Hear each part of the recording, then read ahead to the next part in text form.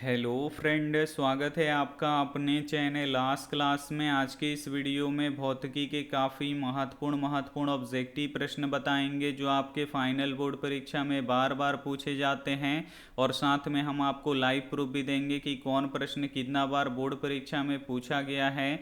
तो ये क्लास आपके लिए काफ़ी महत्वपूर्ण होने वाला है, तो इसे प्लीज़ आप लोग शुरू से लेकर अंत तक देखिएगा। और अभी तक आप हमारे व्हाट्सएप ग्रुप में नहीं जुड़े हैं तो ये हमारा व्हाट्सएप नंबर है 87 89 30 73 04। इस पे आपको बोलना है कि सर हमें ग्रुप में जोड़ दीजिए, तो हम आपको ग्रुप में जोड़ देंगे। अगर एक बार आप लोग ग्रुप में जुड़ जाइएगा तो आप लोग फ्री में ऑनलाइन टेस्ट दे सकते हैं और फ्री में पीडीएफ और नोट्स डाउनलोड कर सकते हैं। तो आप लोग ग्रुप में ज़रूर जुड़िएगा। तो आइए शुरू करते हैं पहले नंबर प्रश्न से।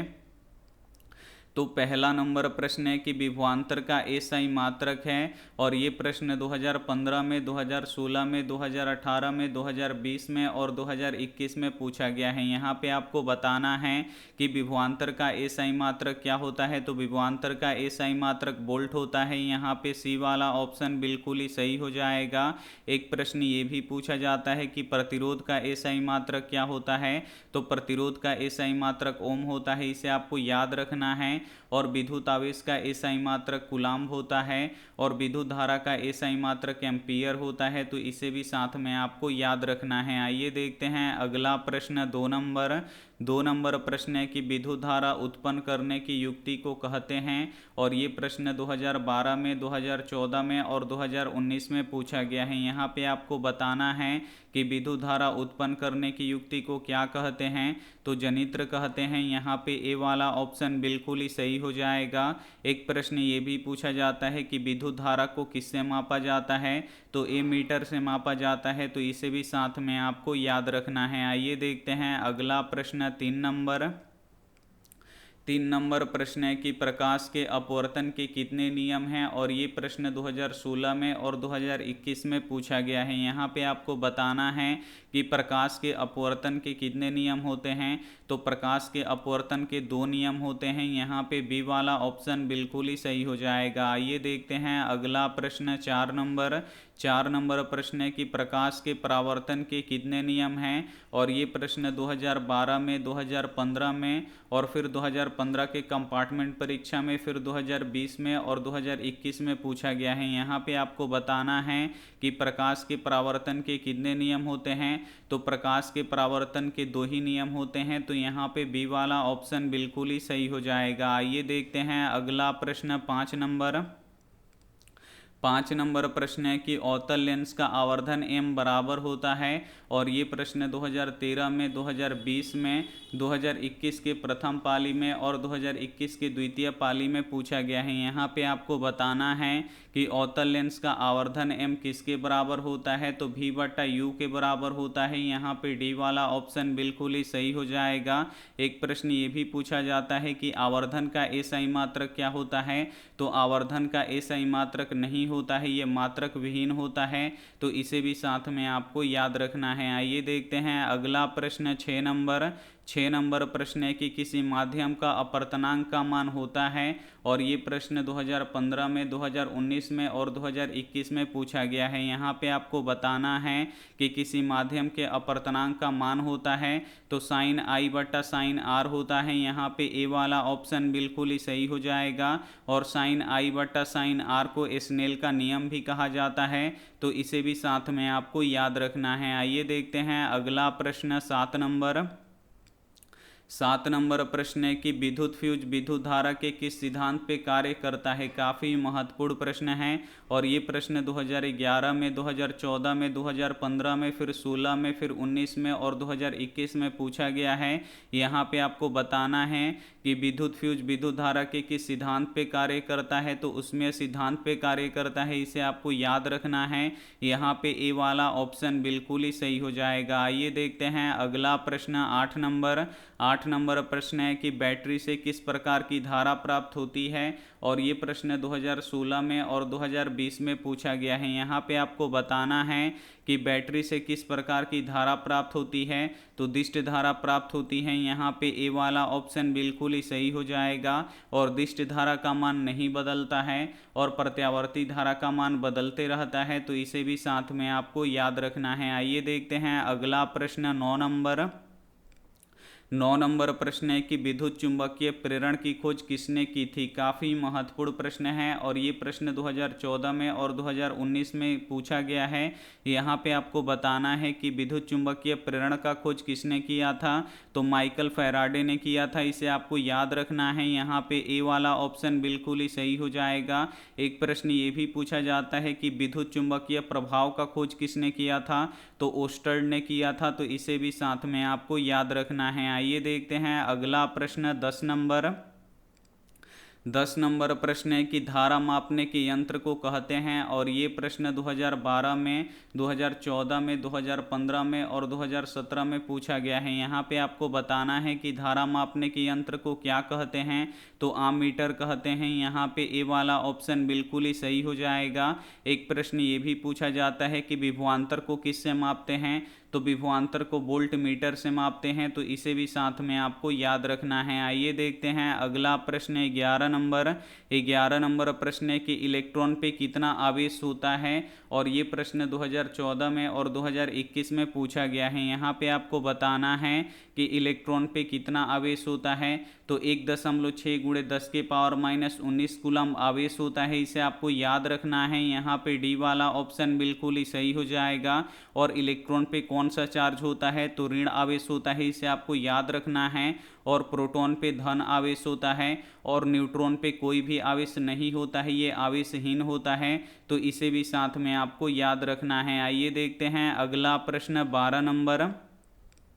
12 नंबर प्रश्न है कि प्रतिरोध का एसआई मात्रक है, और ये प्रश्न 2015 में और 2017 में पूछा गया है। यहाँ पे आपको बताना है कि प्रतिरोध का एसआई मात्रक क्या होता है, तो ओम होता है। यहाँ पे सी वाला ऑप्शन बिल्कुल ही सही हो जाएगा। एक प्रश्न ये भी पूछा जाता है कि प्रतिरोधकता का एसआई मात्रक क्या होता है, तो प्रतिरोधकता का एसआई मात्रक ओम मीटर होता है, तो इसे भी साथ में आपको याद रखना है। एक प्रश्न ये भी पूछा जाता है कि ऊर्जा का एसआई मात्रक क्या होता है, तो ऊर्जा का एसआई मात्रक जूल होता है, तो इसे भी साथ में आपको याद रखना है। आइए देखते हैं अगला प्रश्न 13 नंबर प्रश्न है कि विभवांतर मापने वाले यंत्र को कहते हैं, और ये प्रश्न 2016 में और 2021 में पूछा गया है। यहाँ पे आपको बताना है कि विभवांतर मापने वाले यंत्र को क्या कहते हैं, तो वोल्ट मीटर कहते हैं, इसे आपको याद रखना है। यहाँ पे डी वाला ऑप्शन बिल्कुल ही सही हो जाएगा। और आमीटर से क्या मापते हैं, तो विद्युत धारा को मापते हैं, तो इसे भी साथ में आपको याद रखना है। आइए देखते हैं अगला प्रश्न 14 नंबर प्रश्न है कि विद्युत शक्ति का एसआई मात्रक है, और ये प्रश्न 2013 में और 2013 के कंपार्टमेंट परीक्षा में पूछा गया है। यहाँ पे आपको बताना है कि विद्युत शक्ति का एसआई मात्रक क्या होता है, तो विद्युत शक्ति का एसआई मात्रक वाट होता है। यहाँ पे सी वाला ऑप्शन बिल्कुल ही सही हो जाएगा, और वाट को डब्ल्यू से सूचित किया जाता है, तो इसे भी साथ में आपको याद रखना है। एक प्रश्न ये भी पूछा जाता है कि बल का एसआई मात्रक क्या होता है, तो बल का एसआई मात्रक न्यूटन होता है, इसे आपको याद रखना है। और न्यूटन को एन से सूचित किया जाता है, तो इसे भी साथ में आपको याद रखना है। आइए देखते हैं अगला प्रश्न 15 नंबर प्रश्न है कि हजामत बनाने के लिए प्रयोग किया जाता है, और ये प्रश्न 2015 में, 2016 में और 2021 में पूछा गया है। यहाँ पे आपको बताना है कि हजामत बनाने के लिए किस दर्पण का प्रयोग करते हैं, तो अवतल दर्पण का प्रयोग करते हैं। यहाँ पे बी वाला ऑप्शन बिल्कुल ही सही हो जाएगा। एक प्रश्न ये भी पूछा जाता है कि मोटर गाड़ी के साइड मिरर के रूप में किस दर्पण का प्रयोग करते हैं, तो उत्तल दर्पण का प्रयोग करते हैं, तो इसे भी साथ में आपको याद रखना है।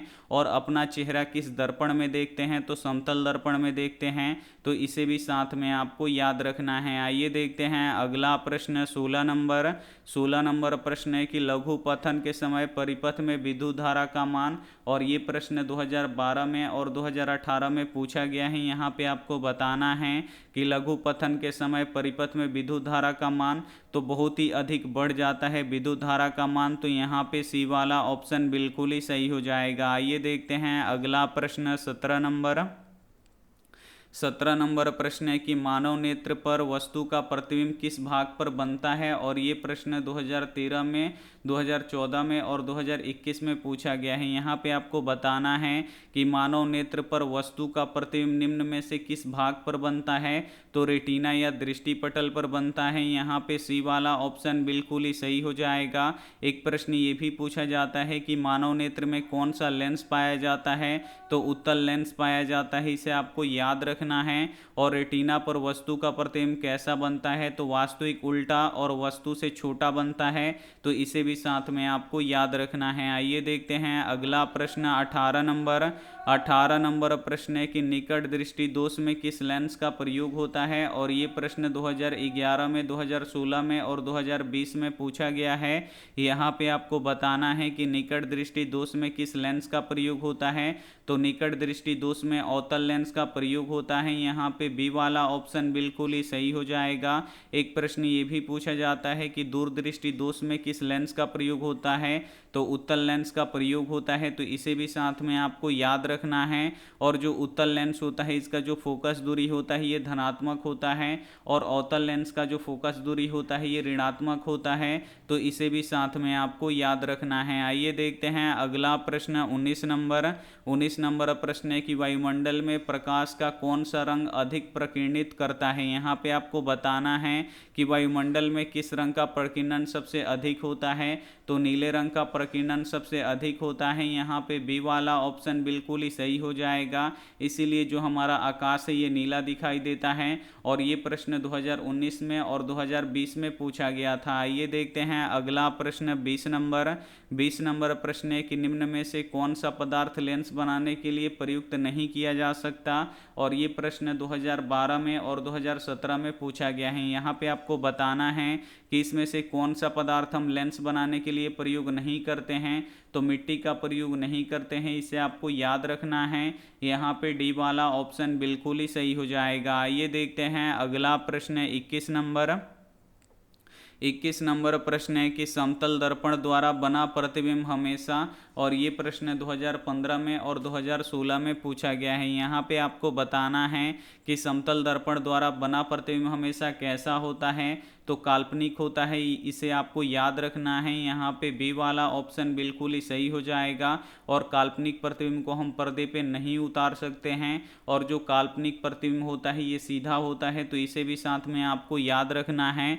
और वास्तविक प्रतिबिंब होता है इसे हम पर्दे पे उतार सकते हैं, और वास्तविक प्रतिबिंब जो होता है ये उल्टा होता है, तो इसे भी साथ में आपको याद रखना है। आइए देखते हैं अगला प्रश्न 22 नंबर प्रश्न है कि टिंडल प्रभाव प्रकाश की कौन सी परिघटना को प्रदर्शित करता है। और ये प्रश्न 2019 में और 2021 में पूछा गया है। यहाँ पे आपको बताना है कि टिंडल प्रभाव प्रकाश की कौन सी परिघटना को प्रदर्शित करता है, तो प्रकाश के प्रकीर्णन को प्रदर्शित करता है। यहाँ पे डी वाला ऑप्शन बिल्कुल ही सही हो जाएगा। एक प्रश्न ये भी पूछा जाता है कि किस रंग का प्रकीर्णन सबसे अधिक होता है, तो नीले रंग का प्रकीर्णन सबसे अधिक होता है, तो इसे भी साथ में आपको याद रखना है। आइए देखते हैं अगला प्रश्न 23 नंबर प्रश्न है कि किलोवाट घंटा मात्रक है। और ये प्रश्न 2019 में और 2021 में पूछा गया है। यहाँ पे आपको बताना है कि किलोवाट घंटा किसका मात्रक है, तो विद्युत ऊर्जा का मात्रक है, इसे आपको याद रखना है।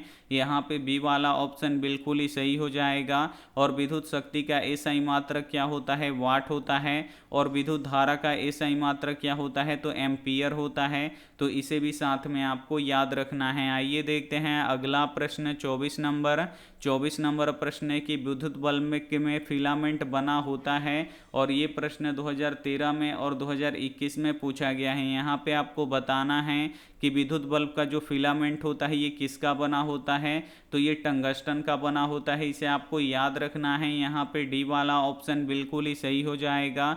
एक प्रश्न ये भी पूछा जाता है कि विद्युत बल्ब में कौन सी गैस भरी जाती है, तो निष्क्रिय गैस भरी जाती है, तो इसे भी साथ में आपको याद रखना है। आइए देखते हैं अगला प्रश्न 25 नंबर।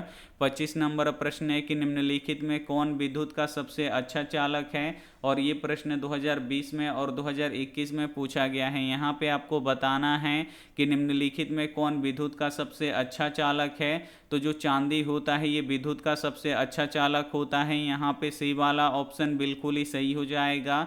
और शुद्ध सोना कैसा होता है, तो मुलायम होता है, इसे आपको याद रखना है। और शुद्ध सोना कितने कैरेट का होता है, तो 24 कैरेट का होता है, तो इसे भी साथ में आपको याद रखना है। आइए देखते हैं अगला प्रश्न 26 नंबर।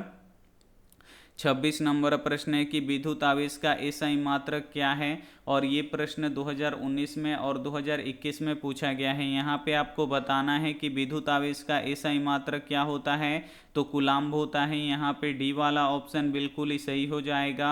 और कूलाम्ब को सी से सूचित किया जाता है, तो इसे भी साथ में आपको याद रखना है। आइए देखते हैं अगला प्रश्न 27 नंबर। 27 नंबर प्रश्न है कि सौर सेल बनाने के लिए किसका उपयोग किया जाता है, और ये प्रश्न 2019 में और 2020 में पूछा गया है। यहाँ पे आपको बताना है कि सौर सेल बनाने के लिए किसका उपयोग करते हैं, तो सिलिकॉन का उपयोग करते हैं। यहाँ पे डी वाला ऑप्शन बिल्कुल ही सही हो जाएगा। और जो सिलिकॉन होता है ये अर्धचालक होता है, तो इसे भी साथ में आपको याद रखना है। आइए देखते हैं अगला प्रश्न 28 नंबर। 28 नंबर प्रश्न है कि 1 किलोवाट बराबर होता है, और ये प्रश्न 2014 में और 2015 में पूछा गया है। यहाँ पे आपको बताना है कि 1 किलोवाट किसके बराबर होता है, तो 3.6 गुणे 10 के पावर 6 जूल के बराबर होता है, इसे आपको याद रखना है। यहाँ पे ए वाला ऑप्शन बिल्कुल ही सही हो जाएगा। आइए देखते हैं अगला प्रश्न 29 नंबर। 29 नंबर प्रश्न है कि पवन विद्युत जनित्र में पवन की चाल कम से कम कितनी होनी चाहिए, और ये प्रश्न 2014 में और 2019 में पूछा गया है। यहाँ पे आपको बताना है कि पवन विद्युत जनित्र में पवन की चाल कम से कम कितनी होनी चाहिए, तो कम से कम 15 किलोमीटर प्रति घंटा होना चाहिए। यहाँ पे ए वाला ऑप्शन बिल्कुल ही सही हो जाएगा। अगर पवन का चाल 15 किलोमीटर प्रति घंटा से कम होगा तो जो पवन चक्की होता है वो नहीं चलेगा। एक प्रश्न ये भी पूछा जाता है कि पवन चक्कियों का देश किसे कहते हैं, तो डेनमार्क को कहते हैं, तो इसे भी साथ में आपको याद रखना है। आइए देखते हैं अगला प्रश्न 30 नंबर। 30 नंबर प्रश्न है कि जल विद्युत संयंत्र किस ऊर्जा को विद्युत ऊर्जा में रूपांतरित करता है, और ये प्रश्न 2018 में और 2021 में पूछा गया है। यहाँ पे आपको बताना है कि जल विद्युत संयंत्र किस ऊर्जा को विद्युत ऊर्जा में रूपांतरित करता है, तो स्थितिज ऊर्जा को ये विद्युत ऊर्जा में रूपांतरित करता है, तो यहाँ पे डी वाला ऑप्शन बिल्कुल ही सही हो जाएगा। आइए देखते हैं अंतिम प्रश्न 31 नंबर। 31 नंबर प्रश्न है कि सामान्य आँख के लिए स्पष्ट दर्शन की न्यूनतम दूरी होता है, और ये प्रश्न 2012 में और 2014 में पूछा गया है। यहाँ पे आपको बताना है कि सामान्य आँख के लिए स्पष्ट दर्शन की न्यूनतम दूरी होती है तो 25 सेंटीमीटर होती है। यहाँ पे डी वाला ऑप्शन बिल्कुल ही सही हो जाएगा। एक प्रश्न ये भी पूछा जाता है कि दूरबिंदु कितना होता है, तो दूरबिंदु अनंत होता है, तो इसे भी साथ में आपको याद रखना है। भौतिकी के काफ़ी महत्वपूर्ण ऑब्जेक्टिव प्रश्न हम आपको बता चुके हैं, तो इसमें से जो भी प्रश्न आपको याद ना हो तो प्लीज़ आप लोग उसे नोटबुक पे लिख के ज़रूर याद कर लीजिएगा। और हमारे वेबसाइट पे ऑनलाइन टेस्ट चल रहा है तो उसे आप लोग ज़रूर दीजिएगा। अगर आपको टेस्ट देने नहीं आता है तो आप हमारे व्हाट्सएप ग्रुप में जुड़िए। हम यहाँ पे नंबर लिख देते हैं 87 89 30 7304। इस पे आपको बोलना है, ये हमारा व्हाट्सएप नंबर है, इस पे आपको बोलना है कि सर हमें टेस्ट देने नहीं आता है, ग्रुप में जोड़ दीजिए, तो हम आपको ग्रुप में जोड़ देंगे और आपको टेस्ट देने भी आ जाएगा, पीडीएफ डाउनलोड भी करने आ जाएगा। तो आप लोग ग्रुप में ज़रूर जुड़िए। अगर वीडियो अच्छा लगा है तो वीडियो को लाइक कीजिए, अपने दोस्तों के पास इस वीडियो को जरूर शेयर कीजिए। अगर आप लोग कोचिंग पे जाते हैं तो कोचिंग के दोस्तों के साथ इस वीडियो को जरूर शेयर कीजिए। स्कूल जाते हैं तो स्कूल के बच्चों के साथ इस वीडियो को जरूर शेयर कीजिए। और चैनल को सब्सक्राइब नहीं किए हैं तो चैनल को सब्सक्राइब कीजिए, अपने दोस्तों से बोलिए चैनल को सब्सक्राइब करने के लिए। Thank you for watching. मिलते हैं अगले वीडियो में, तब तक अपना ध्यान रखिए, मन लगा के पढ़ाई कीजिए। Take care and bye.